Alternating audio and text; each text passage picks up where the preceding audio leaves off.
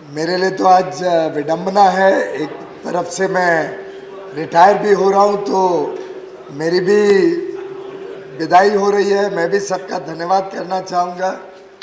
दूसरी तरफ जो दायित्व माननीय प्रधानमंत्री जी ने और हमारी पार्टी ने मुझे इस सदन के नेता के रूप में दिया है, उस दृष्टिकोण से मैं जो सभी हमारे 71 माननीय सांसद आज और अब से लेकर जुलाई तक रिटायर होंगे, उन सबका तहे दिल से धन्यवाद करना चाहता हूं, साधुवाद करना चाहता हूं कि वास्तव में उनके पूरे कार्यकाल में, और जैसा आपने सुबह बताया, कई माननीय सदस्य तो वर्षों तक देश की सेवा में सदन में भाग लेते रहे हैं।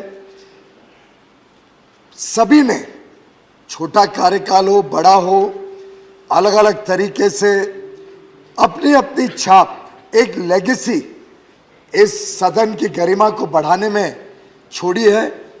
याद रखी जाएगी, हम सब को प्रेरणा देती जाएगी।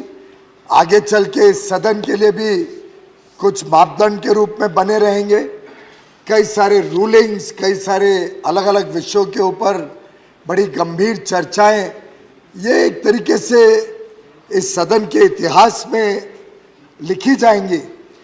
और मैं समझता हूं माननीय अध्यक्ष जी, जिस प्रकार से आपने गत वर्षों में एक डिसिप्लिन अप्रोच के बारे में कई बार हम सबको गाइड किया, हम सबको सुझाव दिए, ये वास्तव में हम सबके लिए एक रिफ्लेक्शन का भी पीरियड है कि हम किस प्रकार से आगे इस सदन को देखना चाहते हैं और देश के समक्ष भी किस प्रकार से अपने सदन की कार्रवाई को पेश करना चाहते हैं। आज संजोग की बात है कि शुरुआत में ही हमारे लीडर ऑफ द ऑपोजिशन माननीय खड़गे जी ने अटल बिहारी वाजपेयी जी की याद दिलाई। वास्तव में मेरे लिए तो इससे बड़ा अच्छा संजोग है कि मैं बचपन से ही उनकी गोद में भी खेला, उनके साथ कंचे तक खेले, और मुझे अभी तक याद है वो इस उंगली से कंचा मारते थे और मेरा तो कभी लगता नहीं था, उनका 10 फुट दूर भी जाके सीधा लग जाता। और कुछ मात्रा में वही बात आज मल्लिकार्जुन खड़गे जी ने करी।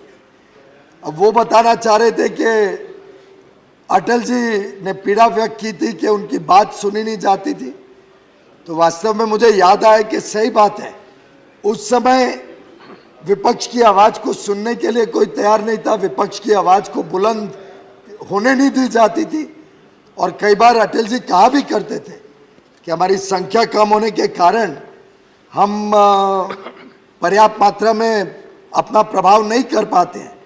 लेकिन मैं आपको खड़गे जी पूरे विश्वास के साथ कह सकता हूं, सदन और ये सरकार का जो मंशा है, हमारे नेताओं की जो मंशा है, वो हर प्रकार से हर पार्टी के हर माननीय सदस्य के जो विचार हैं उसको अच्छी तरीके से लेने की, उसको ग्रहण करने की, उसमें से जो अच्छे सुझाव आते हैं उसको अमल करने की, यही मंशा के साथ हम काम करते आए और आगे भी करते रहेंगे। 2010 में जब मैं पहली बार आया था तो मुझे जहाँ तक याद है मनोज जी की सीट पे बैठता था, सेकेंड लास्ट रो में। माननीय अरुण जेटली जी स्वाभाविक रूप से याद आते हैं, हम सबका मार्गदर्शन करते थे, हम सबको मेंटर करते थे, और कई माननीय सदस्यों ने आज उनको याद भी किया, कई माननीय सदस्यों ने सुषमा जी को भी याद किया। और हम सबके लिए गर्व की बात है कि इतने बड़े बड़े महानुभाव ने इस सदन को दिशा दी और इस सदन की दशा को भी सही माने में अच्छा रखने में बड़ा बड़ा योगदान दिया। माननीय चेयरमैन सर, आपका भी वास्तव में इस सदन में इस तरफ या उस तरफ, दोनों तरफ का अगर योगदान देखें तो हम सब आपको भी बहुत मिस करते हैं कि आप हम में से निकल के आप आसन पे तो आ गए, लेकिन आपका जो योगदान था, जिस प्रकार से आप हम सबको भी सांसदों के रूप में प्रोत्साहित भी करते थे, मार्गदर्शन भी देते थे, वो ऑलवेज हम सबके मेमोरी में भी रहेगा और हम सबको गाइड भी करते रहेगा। कई बार नर्वसनेस आती है, कई बार डिबेट में शुरू में पार्टिसिपेट करने में बहुत हिचक होती थी। मुझे याद है तब आप कैसे पीठ थपथपा के कहते थे बोलो जो ध्यान में आते अच्छी तरह पढ़ के आओ, सीख के आओ। और आपने मुझे पहली डिबेट के पहले जब मैं आपके पास आया था, इल्डा और सेबी की डिबेट थी मेरी पहली मेडन स्पीच। उन दिनों तो समय की पाबंदी नहीं होती थी, तो शायद मैंने मेडन स्पीच 50 मिनट के लिए दी थी, पर रुचि का सब्जेक्ट था। सेबी और इल्डा के बीच झगड़ा चल रहा था, नर्वस भी बहुत था, लेकिन माननीय चेयरमैन साहब आपने उस दिन मेरी पीठ थपथपाई थी और कहा था पढ़ के आए हो ना। मैंने कहा 2 दिन सोया नहीं हो, यही स्टडी किया है। और आपने कहा था पूरी अच्छी तरीके से अपनी बात रखो। और मुझे आनंद आता है जब मैं याद करता हूँ कैसे प्रणब दा ने उस समय मेरा भी हौसला बढ़ाया, कैसे जब पहली बार बजट में मुझे वहाँ बैठे ओपन करने के मौका आपने दिया था, तब प्रणब दा ने उसका बहुत सराहना की और मुझे भी एक प्रकार से और ज़्यादा उत्साहित किया कि मैं रिसर्च करूं, स्टडी करके यहाँ पे काम करूं। मैं ये इसलिए दोहरा रहा हूँ कि हम में से भी कई सदस्य नए हैं, अब और कई सारे नए सदस्य आएंगे। हम ज़रूर आशा करेंगे हम रिटायरिंग सदस्यों में से अधिकांश सदस्यों को फिर मौका मिले सेवा करने का सदन का, लेकिन पुराने नए हम सभी सदस्यों को लगातार रिसर्च, तर्क के साथ अपनी बात रखना और जैसा आप कई बार कहते हैं अच्छे शब्दों की, अच्छी शब्दावली को इस्तेमाल करके वही बात कही जा सकती है, बजाय के तंज कसने के या एक प्रकार से तू मैं की राजनीति से उठ के अगर हम सब एक संवेदनशील सांसदों की तरह देश हित में और जनता के हित में काम करते हैं, तो मैं समझता हूँ वास्तव में जो उच्च सदन है, जो एक हाउस ऑफ एल्डर्स के रूप में हम समझते हैं, उसकी गरिमा और बढ़ेगी और देश का भी विश्वास हम सब पे और बढ़ेगा। हम सब के लिए बहुत सुखद और अनुभव रहा है। माननीय प्रधानमंत्री नरेंद्र मोदी जी ने जिस प्रकार से गत वर्षों में देश को दिशा दी है, जिस प्रकार से स्ट्रक्चरल चेंजेस करके इस देश को आगे वर्षों तक बढ़ाने के लिए हम सबको लगातार उनका मार्गदर्शन, उनका निर्णायक नेतृत्व का लाभ मिलता है। मुझे आशा है कि देश का भविष्य बड़ा उज्जवल है और उनका समर्पण, जिस प्रकार से उन्होंने इस देश के लिए पूरी प्रतिबद्धता के साथ इस सरकार में हम सबको भी काम करने में लगाया है, जिस प्रकार से वो सभी के साथ मिलके, सबका साथ लेके, सबका विश्वास जीत के इस देश का विकास करना चाहते हैं, सबके साथ सबका प्रयास जोड़ते हुए लोकतंत्र को और मजबूत करना चाहते हैं, उसमें राज्यसभा में हम सब बैठे सांसदों का बहुत बड़ा अहम भूमिका रहेगी। अच्छे मौके आए कोविड के समय। कोविड अच्छा नहीं था, लेकिन जिस प्रकार से सबने एक आवाज में इस महामारी के खिलाफ लड़ाई लड़ने के लिए अपनी प्रतिबद्धता, संकल्प दिखाया, जिस प्रकार से अलग अलग विषय जो राष्ट्रीय हित में, राष्ट्रीय सुरक्षा से जुड़े रहते हैं, उसमें पूरा सदन एक होता है, ये सब अच्छे संजोग हैं।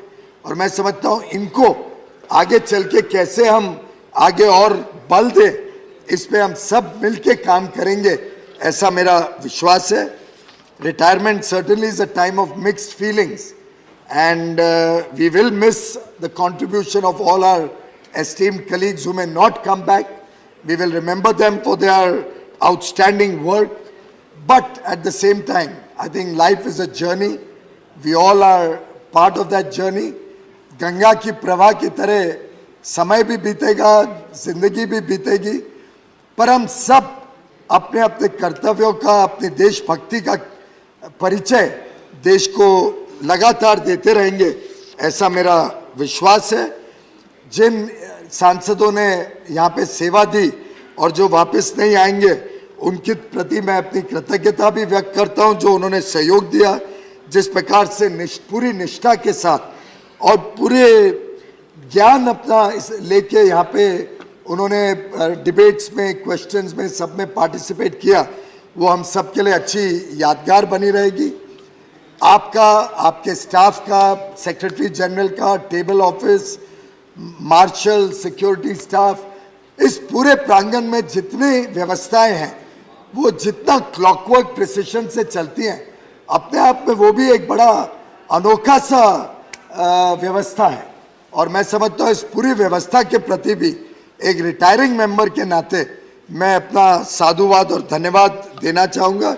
मैं नाम नहीं लूँगा सबका, पर अगर कुछ कभी नोक झोंक में किसी को कोई बात अच्छी नहीं लगी हो, कम ज़्यादा रह गई हो, तो मैं क्षमा भी चाहूँगा। लेकिन मैं समझता हूँ अच्छी बहस, अच्छी मित्रता में थोड़ा बहुत कभी नोक झोंक भी हो जाए तो इतना बुरा नहीं है। हम सब मिल के आगे भी मित्रता अपनी रखें, आगे भी दोस्तों के नाते काम करते रहें। ये इनिंग्स कुछ मात्रा में एक पड़ाव आज क्रॉस होगा या इस दौरान क्रॉस होगा, पर टेस्ट मैच तो लंबा है, हम सब खेलते रहेंगे। कोई लोग सेम पिच पे खेलते हैं, कुछ लोगों को मौका मिलता है पिच बदलने का, कई लोगों को अभी भी आमंत्रण है अगर पिच बदलना चाहे तो नए अपॉर्चुनिटीज अवेलेबल है। तो मैं समझता हूं कि मिलजुल के हम सब काम करें और आगे सभी के अच्छे स्वास्थ्य और अच्छे भविष्य के लिए मैं भगवान से प्रार्थना करता हूं। पुनः एक बार अध्यक्ष जी आपका बहुत बहुत धन्यवाद।